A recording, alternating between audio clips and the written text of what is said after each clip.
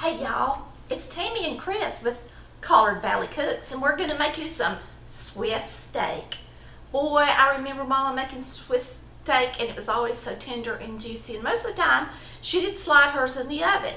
But today we're going to make it on top of the stove in a brazier. But if you've got a crock pot or a Dutch oven, you could use those as well, but it needs to be something that's closed up, and it's going to cook slow for a couple of hours. We are chopping up a little bit of bell pepper, and I thought I'd throw some of this bell pepper in it. We're getting it out of the garden, and it needs to be used. So we grew this bell pepper. All right, I wanted some little ones for flavor, and I'm also going to put in some larger pieces. And now we're going to chop up this onion.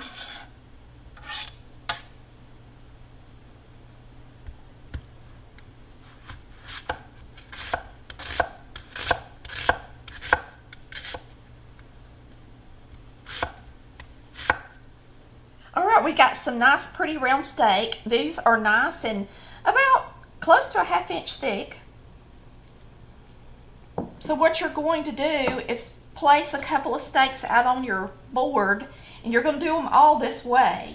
You're going to salt and pepper them, flour them, and beat them.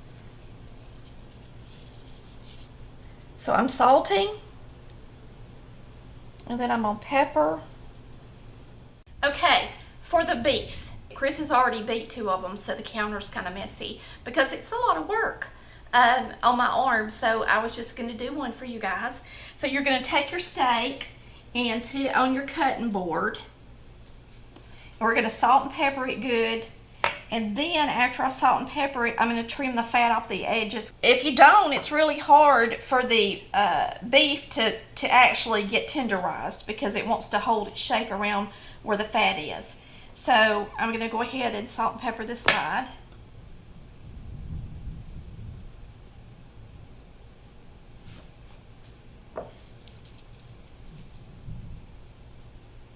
And then I'm going to trim it, put a little flour on it, and we're going to start beating it. This is pretty tough, I can tell you right now, because this is a good knife. It's a pretty tough piece of meat, but that's what you get with a round steak, okay?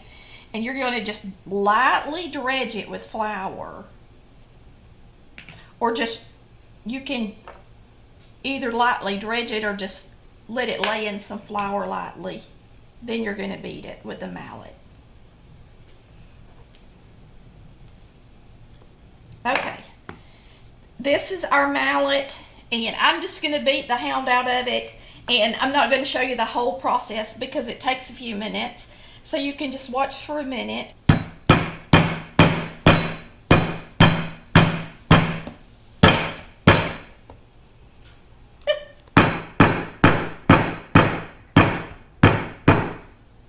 And some of you, your mom might have let you do this part and it was fun to you as kids.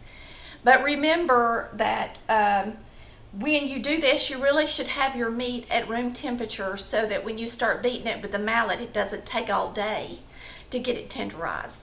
So what you want is for it to lose its shape and start falling down and breaking down, and you can tell the difference and how it looks now compared to what it looked before I started. Now we're going to put our meat right here on this. Should I half it and make them smaller pieces? That's up to you. Whatever you I think I will.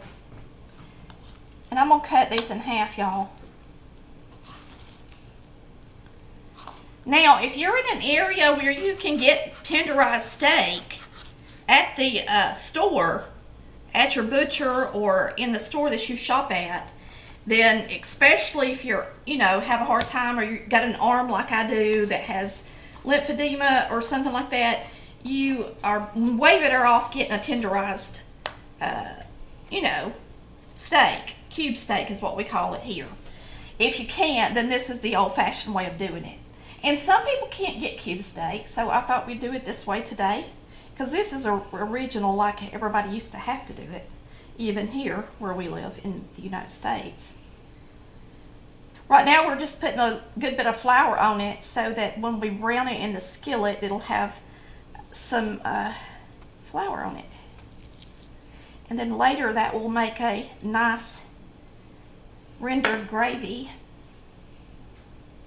We're going to cook this a couple of hours. I'm just going to use a little corn oil. Now this is a brazier. It's got a lid that seals this meat when it starts to cook. If you don't have to have a brazier, you can use a Dutch oven. You could actually use the crock pot, or you can just use a baking dish and put it, foil over it really tight. Just something that's going to keep that moisture in is what your goal is. Mama always cooked hers in the stove, just in a baking dish with some foil over it. But she didn't have a brazier like this. We're going to use our brazier today.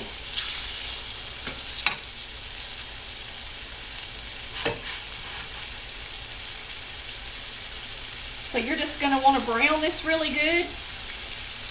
And then we're going to take it out once it's brown. And saute our onion and bell pepper that we cut up.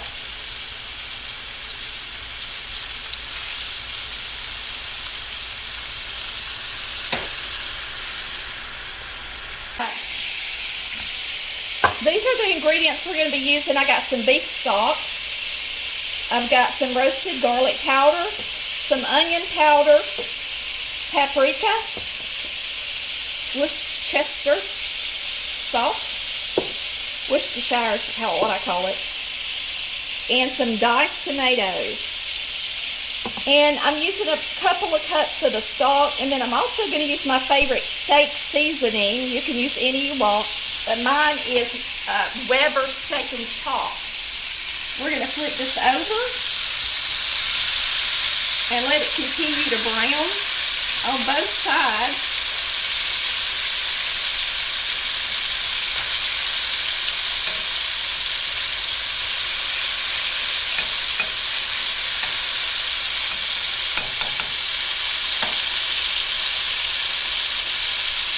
We're going to take this meat out, put it right here on this tray, and throw our onion and pepper in here.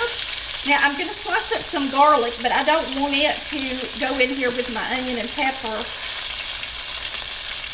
If you let garlic get too hot, you can burn it and make it bitter, so I don't want to do that.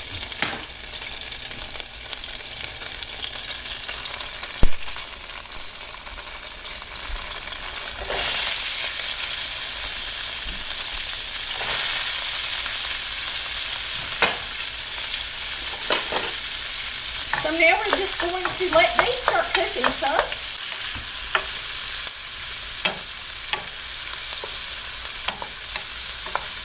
Looking good. We're going to make some green peas. Now you can steam these in the bag, but we're going to put them on the stove in some stock. We're using some stock in our Swiss steak, so what I'm going to do is use some of it in these green peas, and I will let these simmer and cook on the stove top while our steak is cooking. I'll just have them down on a really low temperature. I'm going to add just a little bit of salt to it. I don't really want to put any pepper in there. And I'm going to put just enough water to cover them.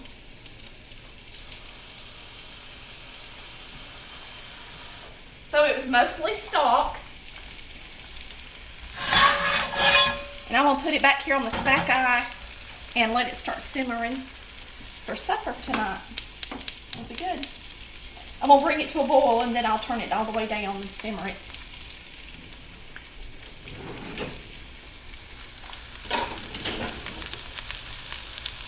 Now we're going to put our meat back in our brazier.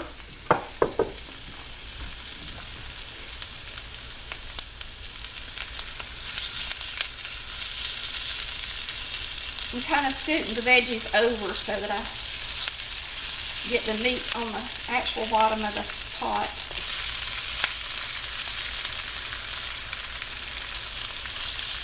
for the juices in there with it. Now we're going to put in our spices. I'm just going to use some steak and chop, about a teaspoon. I'm just going to sprinkle paprika in it good.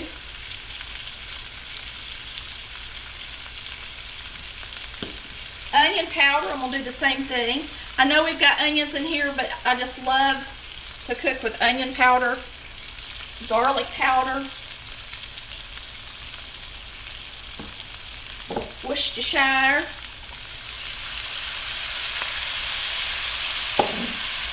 fresh garlic, and I just sliced it up. And now the next thing is tomatoes.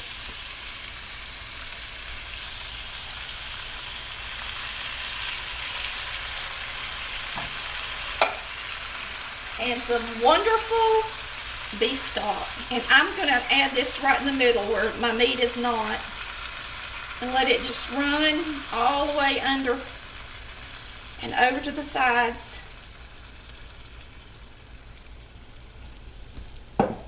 And really you should have enough liquid in here to just cover the top of the meat. And that's about what we've got. Make sure your meat's all the way down in the bottom.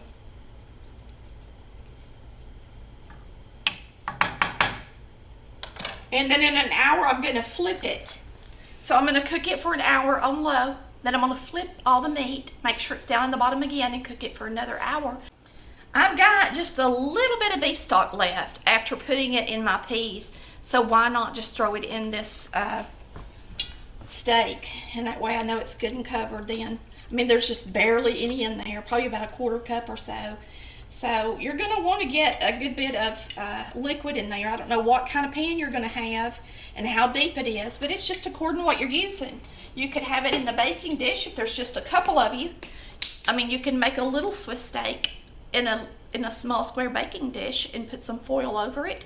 Just use your judgment and just follow our directions. You don't have to use the same amount of spices because I didn't really give you an amount. Just sprinkle everything good.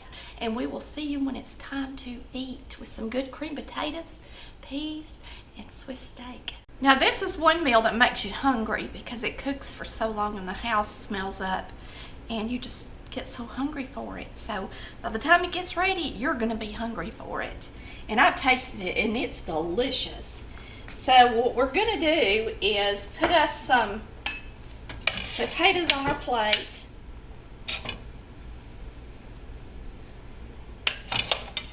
So you really need to have some creamed potatoes.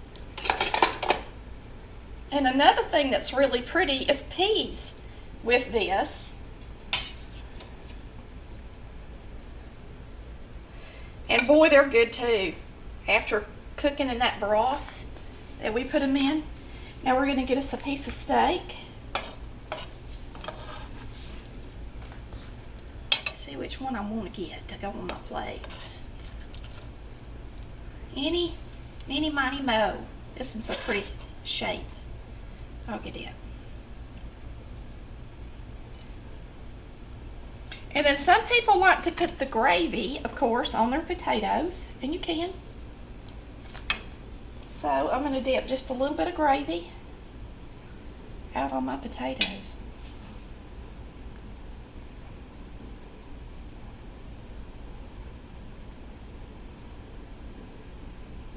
Put a little extra gravy on it. Boy, that looks pretty, don't it? And delicious.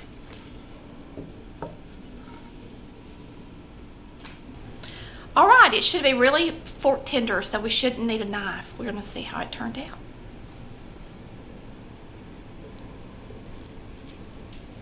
Yeah, just like Mama's. Nice and tender. Gotta get us a little bite of potato to go with it.